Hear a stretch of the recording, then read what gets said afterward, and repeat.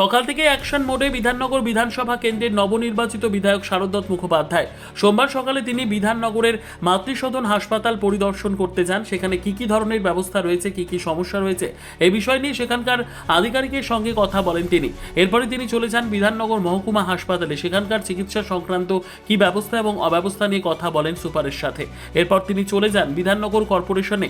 সেখানে আধিকারিকদের সাথে কথা বলে বিধাননগরের সমস্ত বিষয় নিয়ে কথা বলেন মেয়র সহ পৌর প্রতিনিধিদের সাথে। বৈঠক শেষে তিনি জানান, ইতিবাচক আলোচনা হয়েছে, পুরো পরিষেবা নিয়ে কথা হয়েছে, কোনোভাবে পুরো পরিষেবা যাতে ব্যাহত না হয় সে বিষয়ে বলা হয়েছে। সঙ্গে আমাদের বিধাননগর মিউনিসিপ্যাল কর্পোরেশনের মেয়র কৃষ্ণাদি রয়েছেন, আমার বাঁদিকে রয়েছেন পীযূষ কানোরিয়া বিধায়ক। তো আমরা তরুণজ্যোতি তিওয়ারি আরেকজন বিধায়ক আমাদের এসে পৌঁছতে পারেননি। সৌজন্যমূলক সাক্ষাৎকার ছিল, যেহেতু দুটি সংগঠন, একদিকে বিধানসভার যে 3টি বিধানসভা ক্ষেত্র রয়েছে তার বিধায়করা ভারতীয় জনতা পার্টির, আর উল্টো দিকে বিধাননগর মিউনিসিপ্যাল কর্পোরেশনের সংখ্যাগরিষ্ঠ শাসক দল হচ্ছে তৃণমূল কংগ্রেস। সংঘাতের সম্ভাবনা থাকতেই পারে। তো আমরা যাই হোক না জনপ্রতিনিধি, আমাদের দলের থেকে আমাদের যে বিচারধারা তার থেকে আমাদেরকে বলা হয়েছিল প্রথমেই সৌজন্যমূলক সাক্ষাৎকার করতে হবে। তার কারণ পরিষেবা যেন কোনো সময় অব্যাহতি না হয়। অব্যাহতি হয়ে গেলে পরিষেবার অসুবিধাটা হচ্ছে, যারা পৌরপিতা পৌরমাতা বিধায়ক নির্বাচন করেছে তারা কোনো দোষ করেনি। তারা তাদের আগের সময়ের মতবাদ অনুযায়ী তারা একটা দলকে নিয়েছিলেন বেছে। পরবর্তীকালে মতবাদ পাল্টাতেই পারে, সেটাই লোকতন্ত্রের সবথেকে বড় পাওনা, এবং তারা আরেকটি দলকে বেছে নিয়েছেন, কিন্তু পরিষেবাটা তো একই থেকে যাচ্ছে। আমি কৃষ্ণা ম্যাডাম রয়েছেন এবং পীযূষদা আমার সঙ্গে রয়েছেন বিধায়ক। তো দুজনের সঙ্গে নিয়েই বলছি যে সব্যসাচীদাও এসছেন, হ্যাঁ সব্যসাচীদাও আছেন পেছনে, চেয়ারম্যান সাহেব, সব্যসাচীদাও রয়েছেন, ডেপুটি মেয়রও রয়েছেন অনিতাদি। তো সবার সম্বন্ধে বলছি কমন একটা জিনিস, যে আমরা প্রথম সাক্ষাৎকারও করলাম, কিছু গ্যাপ লুপহোল সব জায়গায় থাকে, এখানেও আছে, সেগুলো আমরা ডিসকাস করেছি। বিশদে আমরা এক্ষুনি যাচ্ছি না, কেন বিশদ বলতে গেলে এই সাক্ষাৎকারের মেয়াদ ফুরিয়ে যাবে। তো সেই জন্য বলছি, আমাদের এইটুকু আমরা সংকল্প নিয়েছি যে বিধাননগর মিউনিসিপ্যাল কর্পোরেশন এবং পশ্চিমবঙ্গ ভারতীয় জনতা পার্টি পশ্চিমবঙ্গের এবং বিধায়ক যে 3জন রয়েছে বিজেপির, তারা কিন্তু এই পরিষেবায় একে অপরকে হেল্প করবে, সাহায্য করবে, সহযোগিতা করবে, এইটুকুই সংকল্প। তবে এটা বলে শেষ করে চলে যাব না। শেষমেশে আমিও রাজনৈতিক ব্যক্তিত্ব, সব্যসাচীদাও তাই, কৃষ্ণাদিও তাই, অনিতা ম্যাডামও তাই, এরা সবাই রাজনৈতিক ব্যক্তিত্ব। নিজের ঘরেও আছে, নিজের চিন্তাধারা নীতি রীতি আছে। কতগুলো কমন এজেন্ডা আমরা ঠিক করেছি। রাস্তা সত্যি বেহাল অবস্থা, দুপক্ষই বিশ্বাস করেছি, মেনে নিয়েছি। যত সত্ত্বর রাস্তা তো সারানোর কাজ, মেরামতি শুরু করতে হবে। পীযূষ কানোরিয়া সাহেব তুলে ধরেছেন ড্রেনেজ অবস্থা, এবং কিছু জায়গায় বেদখল হয়ে রয়েছে রাস্তা, 16 ফুট 8 ফুটের পীযূষদার বিধাননগর ক্ষেত্রে।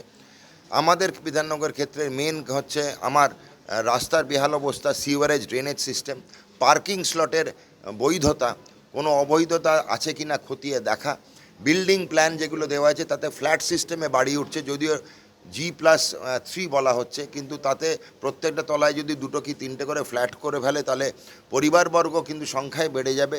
তার কি নীতি হওয়া উচিত সেই নিয়ে খতিয়ে দেখতে বলেছি।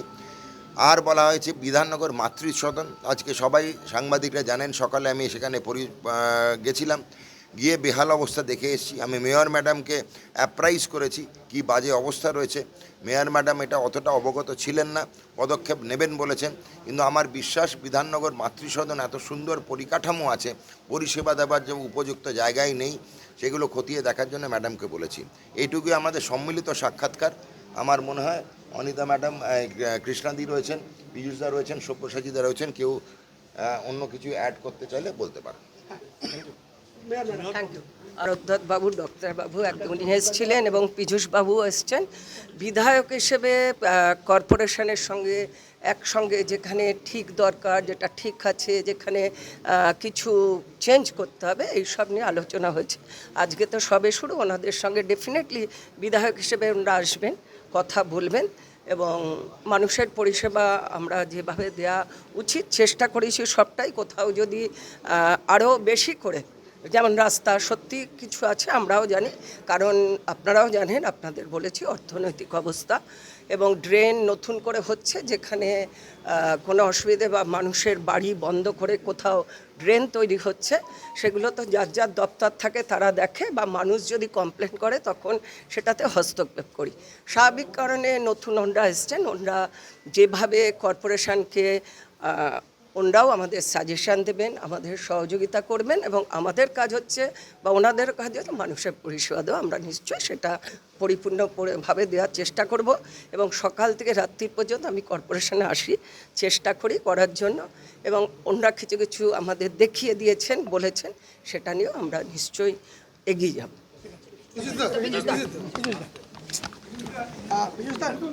নিউ টাউনে অনেকগুলো সমস্যা রয়েছে, যেখানে নিকাশির অবস্থা বিশেষ করে কিভাবে বা আলোচনা হলো, কি কথা বললেন? আজ মানুষের জন্যে, মানুষকে যেরকম কথা দিয়েছিলাম যে মানুষের কাজ হবে, জনগণের সেবা হবে, জনগণের কাজ হবে, তার জন্যে আজ এখানে সমন্বয় বৈঠকে আসতে হলো। আমরা এসে প্রতিটা কাউন্সিলরকে এবং মেয়রকে সামনে রেখে, কর্পোরেশনের কমিশনারকে সামনে রেখে একটা বার্তা দিয়ে দিয়েছি, ড্রেনেজ সিস্টেম আর রাস্তার কাজ ইমিডিয়েটলি করতে হবে। বৃষ্টির ওয়েদার চলে এসছে, তার আগে যেন ওয়াটার লগিংটাকে আমরা আটকাতে পারি, তার জন্য কাজ করতে হবে। রাস্তার যা বেহাল অবস্থা সেটাকে সঠিক করতে হবে। যেভাবে ড্রেনেজ পয়েন্ট সব জায়গায় ব্লকড হয়ে পড়ে আছে, চোকড হয়ে পড়ে আছে, তাকে কাজ করতে হবে। এর জন্যে আজকে প্রতিটা কাউন্সিলর আর মেয়র ম্যাডামের সামনে আমরা এটা বলেছি। এখন ওনারা আমাদের বলেছেন যে নিশ্চয়ই ওনারা দেখবেন। আজ আমি এখান থেকে প্রথমে আমাদের যিনি কমিশনারের আন্ডারে যিনি পিডব্লিউডি দপ্তর দেখছেন, ইঞ্জিনিয়ার, ওনাকে নিয়েও আমি এখন 2টো ওয়ার্ড ভিজিট করব। আমি যাচ্ছি এক্ষুনি। আনন্দ আর ভালোবাসার দীপ্তিতে গড়া সমুজ্জ্বল পরমা, ঠিক তোমারই মতো। শ্যাম সুন্দর কোম্পানি জুয়েলার্স, আগরতলা, উদয়পুর, ধর্মনগর, কলকাতা।